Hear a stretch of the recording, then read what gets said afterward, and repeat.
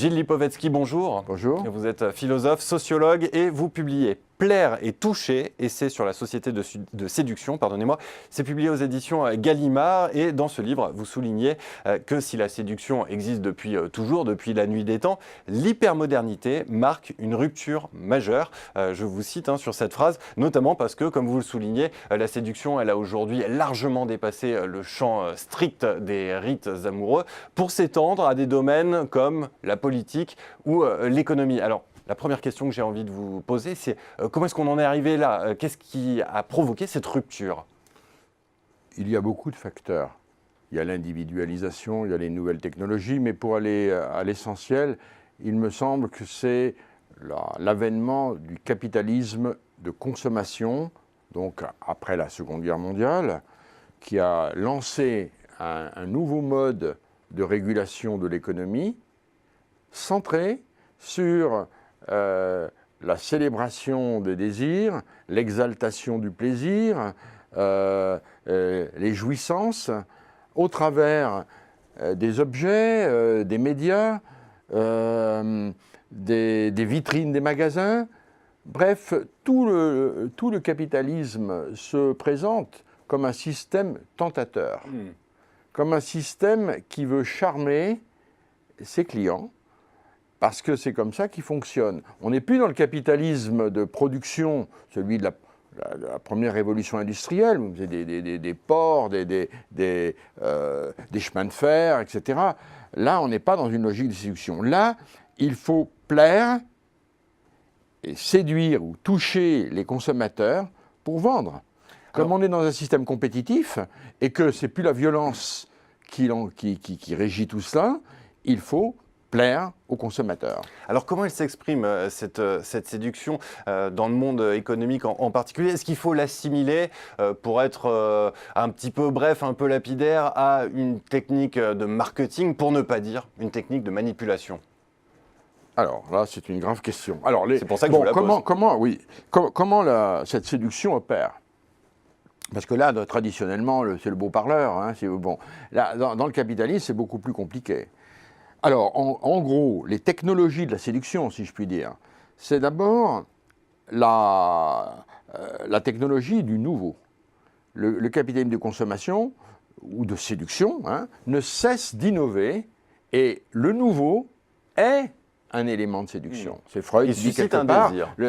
Oui, il crée du désir et puis c'est nouveau, ça donne envie, si vous voulez. C'est un ingrédient, on est excité en quelque sorte par la nouveauté. Deuxièmement, la variété.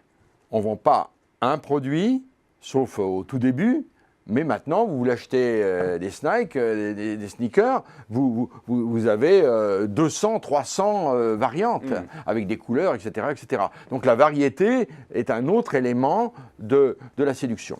Troisièmement, le capitalisme de séduction marche au divertissement.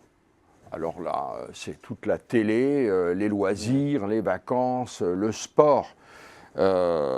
Il faut en permanence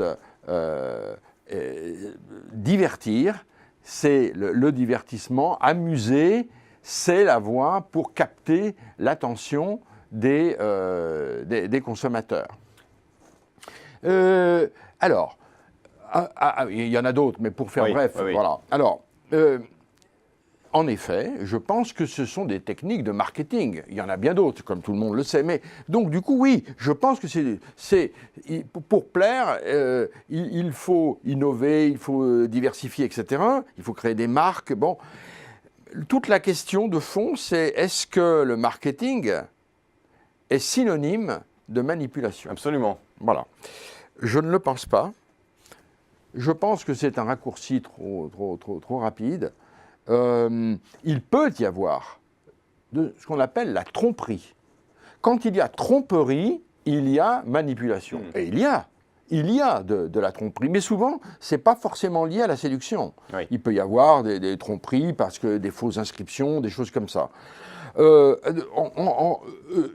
À mon avis, on le voit bien, par exemple, si on observe qu'est-ce que c'est que la publicité. La publicité, elle est souvent présentée comme le paradigme de la manipulation. On vous crée des faux désirs, on vous présente les belles choses avec des belles filles, etc. Et donc, ça vous manipule, et puis vous allez vous précipiter pour acheter les choses. On le sait depuis longtemps, c'est pas aussi simple, parce que sinon, tout le monde gagnerait. Mais sur le fond, si je pense que la publicité n'est pas de la manipulation, c'est parce que la publicité dit qu'elle est de la publicité. Autrement dit, le regardeur de publicité sait qu'on lui vend des choses, des produits, des marques sous le meilleur jour. Et par contre, c'est comme une jeune femme qui va à son rendez-vous, elle s'est mis du rouge à lèvres. On voit bien qu'elle s'est maquillée. Elle ne trompe pas, puisque c'est parfaitement visible. Donc, j'ai voulu réagir en disant que, contrairement à une tradition chrétienne et platonicienne, il faut bien séparer séduction et tromperie. La séduction, ce n'est pas le diable. La séduction, et même dans la séduction impulsée par le capitalisme, c'est une machine à créer des désirs. La séduction crée du désir et non pas trompe. Et c'est une machine qui est devenue une industrie. Vous parlez d'industrialisation de la séduction. Absolument, c'est devenu une industrie. Alors très vite, pour faire comprendre, prenons le modèle le plus classique qu'on connaît, Don Juan. Mais Don Juan, c'est un petit artisan de province à côté du capitalisme. Il séduit 1003 femmes, dit-on dans le livret bien célèbre. C'est pas mal pour nous, mais quand même, c'est pas terrible. Parce que maintenant, le capitalisme, c'est 6 milliards d'individus qu'il vise sur toute la planète. Et donc, industrialisation de la séduction, en effet, parce que l'objet de la séduction, c'est les masses, avec des produits créés de manière industrielle. Donc on a changé d'échelle, en fait. On a changé, c'est plus du tout à la même échelle. Bien sûr. Dernière question, quels sont les grands problèmes? On sait qu'il y en a beaucoup, on ne pourra pas passer sur tous, on ne pourra pas tous les évoquer, pardonnez-moi. Quels sont les grands problèmes que pose cette émergence de la société, du capitalisme, de la séduction? Vous évoquez par exemple l'émergence d'une individualisation hypertrophiée du rapport à autrui. Oui. Mais l'hyper-individualisation du rapport à autrui, je ne suis pas sûr que c'est le problème majeur. Parce que celui-là, en fait, il a aussi des avantages tout à fait notables. D'accord, alors quels sont les grands problèmes? Je voudrais en souligner 3 qui me paraissent vraiment à une échelle très importante. Premièrement, le défi écologique. Pour dire simple, si tout le monde consomme sur la Terre, comme les Américains ou les Européens, il nous faudrait, comme vous le savez, 5 ou 6 planètes. On ne les a pas. Donc, le problème, c'est la dilapidation des matières premières, le réchauffement climatique, etc. Il va falloir trouver quelque chose, probablement une hybridation beaucoup plus forte entre la production et le respect de l'environnement. Deuxième grand défi, et il n'est pas petit, c'est l'éducation. Parce que le capitalisme de séduction, il a fortement poussé à généraliser un mode d'éducation de type laxiste, qui est une des formes de la séduction. C'est-à-dire, on ne commande plus, il faut plaire aux enfants. C'est très sympa, c'est très bien, mais peut-être on a été trop loin, parce que éduquer, c'est pas séduire. Éduquer, c'est forcément contraindre. Et lorsque on laisse tout faire, ce qu'on appelle une éducation permissive, les résultats pour les enfants sont loin d'être concluants. Donc réchauffement climatique, éducation. Oui, et troisième, alors là je dirais c'est sur le plan moral et presque humaniste. Je ne diabolise pas du tout le capitalisme de séduction. Il a apporté beaucoup de choses, le bien-être, le divertissement, les voyages, la musique pour tous, etc.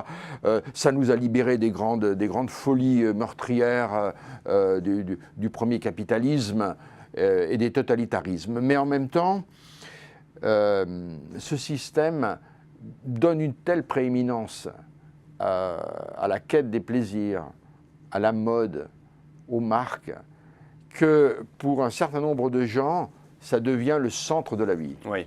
Et ça exclut les autres. Comment ? Et ça exclut les autres. Et ça exclut les autres. Or, l'homme n'est pas qu'un consommateur. Il est un consommateur, donc il ne faut pas le négliger. Mais il n'est pas qu'un consommateur. il est quoi? Il est un homme, c'est un être qui pense, qui crée, qui est solidaire. Et si ces dimensions-là sont étouffées par la fièvre des marques et que toute la vie consiste en permanence à acheter les derniers produits, à voyager, à s'acheter des marques, etc., je trouve qu'on est dans une logique d'appauvrissement de l'être humain. Ce n'est pas un drame absolu, mais je trouve que c'est une vision faible, pauvre, de ce que nous pouvons attendre d'une civilisation. À méditer donc quand on fait nos courses, par exemple. Merci beaucoup, Gilles Lipovetsky. Pour ceux qui veulent aller plus loin, je rappelle la publication de votre livre « Plaire et toucher » aux éditions Gallimard. Merci beaucoup d'avoir été sur ce plateau. Merci à vous.